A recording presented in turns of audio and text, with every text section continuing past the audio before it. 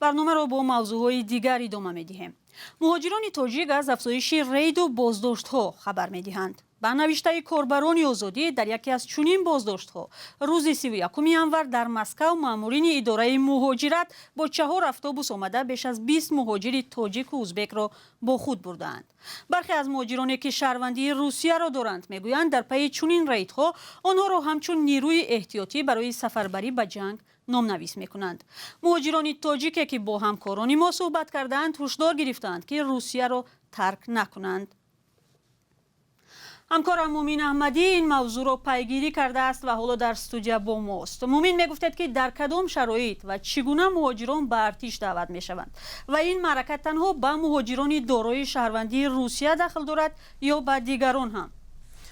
سلام بینندگان عزیز، ما با 3 مهاجری که شناسنامه روسی هم دارند و در یک هفته اخیر دعوت گرفتند صحبت کردیم. آنها گفتند که پلیس در راه و خیابان و جای کار حجت‌هایشان را تفتیش میکنند.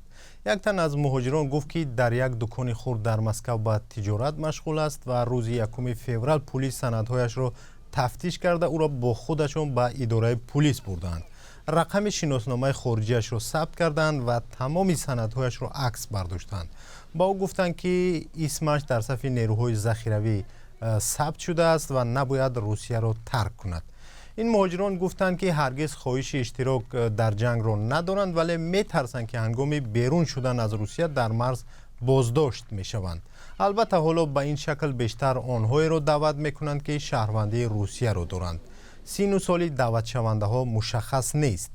برای مثال یک مهاجر گفت حتی حالتی را شاهد بود که یک مرد 63 ساله تاجیک را نیز به کمیسریت حربی دعوت کردند.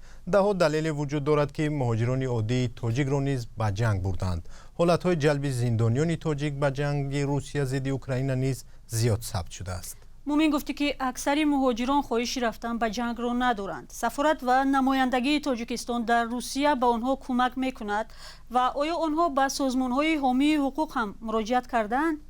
زرنگیز در سفارت تاجیکستان گفتند آنهایی که شهروندی روسیه دارند نسبتشون عهده‌داری‌های جاری کرده این کشور عمل میکند ولی به مهاجرانی که شهروندی ندارند در این سمت کمک میرسانند. در سفارت مشخص نگفتند که چی تعداد از شهروندان مراجعت کردند و آنها چی کمک گرفتند ولی مسئولان سفارت گفتند که از مهاجران همیشه دعوت میکنند تا در جنگ‌های کشورهای خارجی اشتراک نکنند.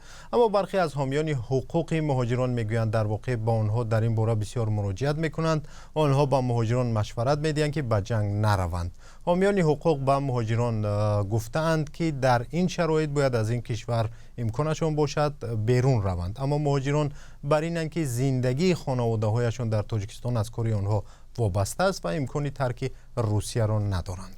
تشکر و حالا برمیگردیم به تاجیکستان.